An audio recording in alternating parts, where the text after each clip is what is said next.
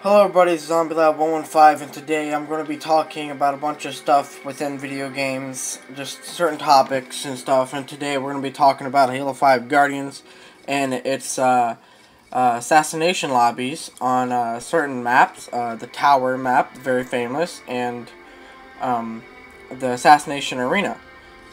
There is a couple other ones, like Olympus, which also are popular amongst players. But today we're going to be talking about the kind of stereotypes and kind of what happens if you stick to the end of the lobbies on some of those. So on the towers, basically what usually happens to me is if I stick with a lobby for a long time, like say 50 minutes or something, if the time's unlimited, because usually are, there's usually like 4 to 5 Spartans left, players playing still, and they're not really assassinating each other. They're mostly just standing around doing nothing until there's usually one noob, like with low rank, that actually is new to the game and like what appears to be new to Xbox, holding a controller, new to that. But all they know is just to go up to their back and hit, so they fall for every trick.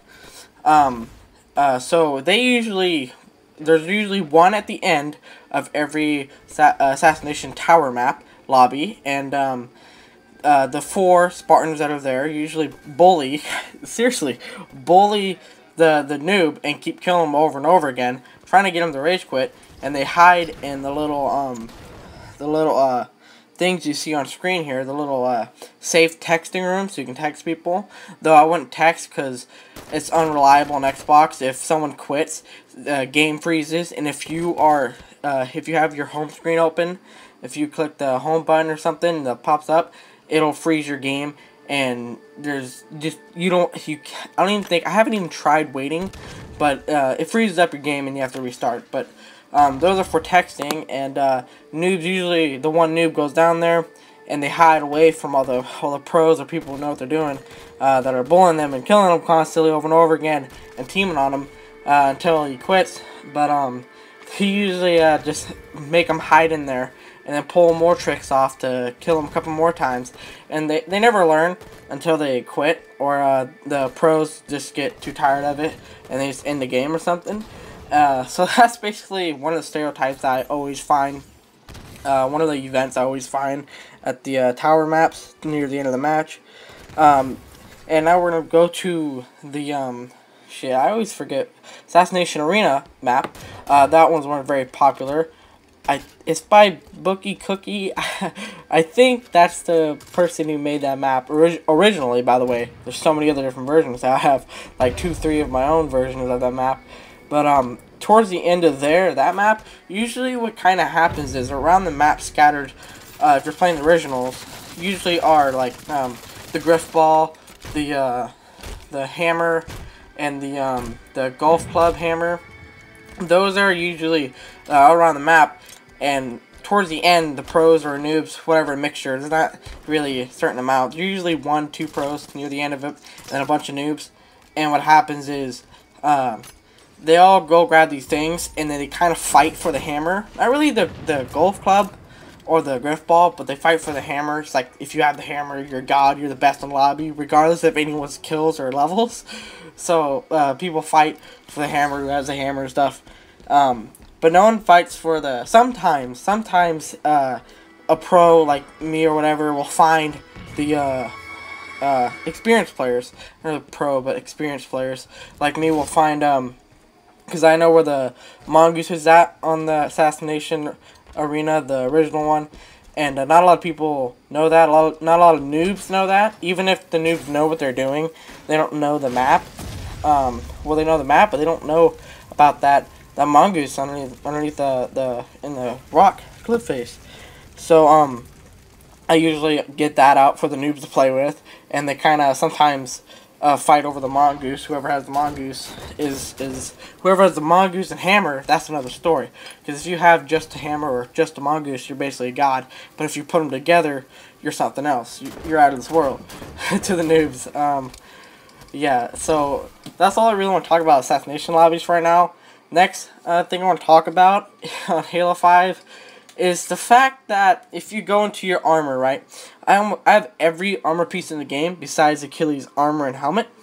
Now, when I go to my armor, it says I have 227 out of 229 armor pieces, and that's a little weird because it's so I'm only missing one armor piece, and that's the Achilles armor.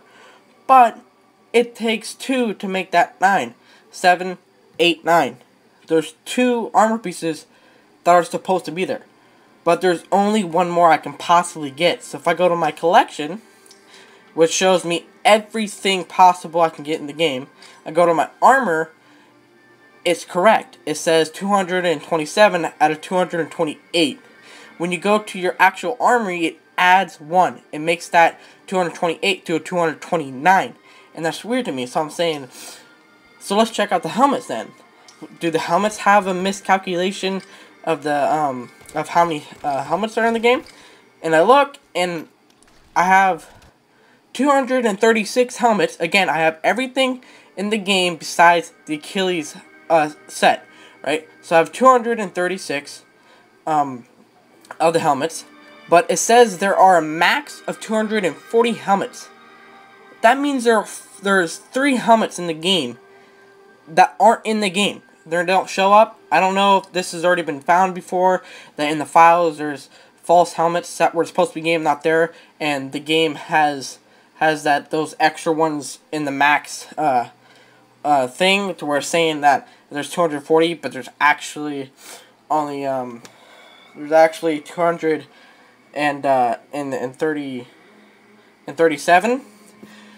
But it's just weird. It got me thinking, if there's one armor set that's not there, but it says there is supposed to be another one, and there's 3 helmets, excuse me, 3 helmets that are in the game, but they're not. The max thing out of this many helmets out of this said that there's 3 helmets that I'm supposed to be able to get. Again, this is already minusing the Achilles. So what I'm really thinking is that, is there going to be armor pieces for Halo 5 when around pre-release of Halo Infinite? When Halo Infinite is about to release, will they drop armor for Halo 5? If so, that'll be pretty dope, because we have a lot of pretty cool armor sets in Halo 5. People love the reimagining. Well, at least I do. I've never heard anything negative, never heard anything positive, really, about the Halo Reach's remakes. Some of them are kind of disappointing, like Noble One's armor is kind of disappointing. But anyways, what I'm saying is, if those extra spots, it could be just a text error. It could be just error. It could be only my profile that has this error. Then again, what if it's not an error? What if in the files it was failed helmets that were going to be in the game but aren't, and the text is still showing that those are supposed to be there? Or what if it's already prepped and ready for the new armor that are going to be coming in when Halo Infinite is about to release, or when it does release, we get new armor for the people who are still playing Halo 5. So that is a cool concept. Let me know in the comments if it is just a bug, or let me know if it is just me.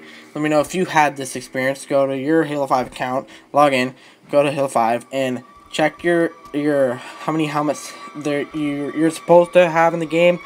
Like, how many max helmets do you think that your screen tells you, and then go to your collection where it shows everything in the game that you don't have or do have, and what's the max there? What's the max there? And then go to your actual customization and see what the max is there for your helmets and your things.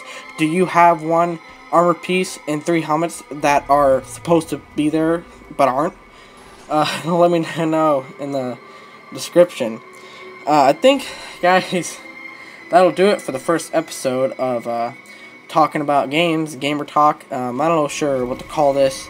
I'm thinking about making a new intro, maybe taking more time to make a better trailer for my channel,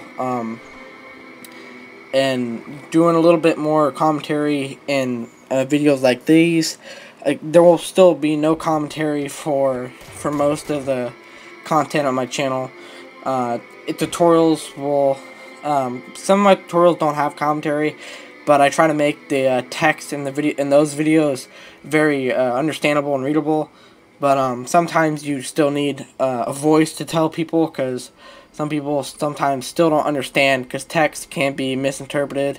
Because tone of voice is really powerful, and you can't really get that in text unless you got a 4.0 GPA in school, and you know how to write like a fucking, like someone who knows how to write good. But yeah, I think that'll do it for the first episode, guys. Leave a like, comment. I always like comments.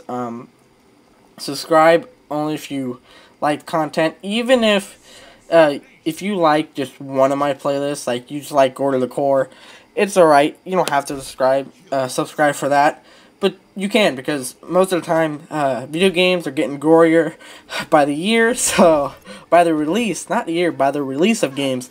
So that playlist will always be filled, and Cool Reloads will always have a new video every time. Warface has been a big contribute to that playlist, because Warface has added so many guns and stuff. So yeah, guys, that'll do it.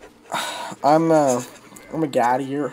I'm gonna go play some Halo 5 now, because it's pretty fun. It's pretty addicting. You can spend 2 hours in an assassination lobby, and you won't feel like you've been in there for 2 hours until you look down the bottom right screen and the game tells you you've been here for 3 hours. You want to do something else? But yeah, guys, I'll see you in the next Gamer Talk, or whatever you want to call it. Let me know what you want to have this playlist be called. See you later.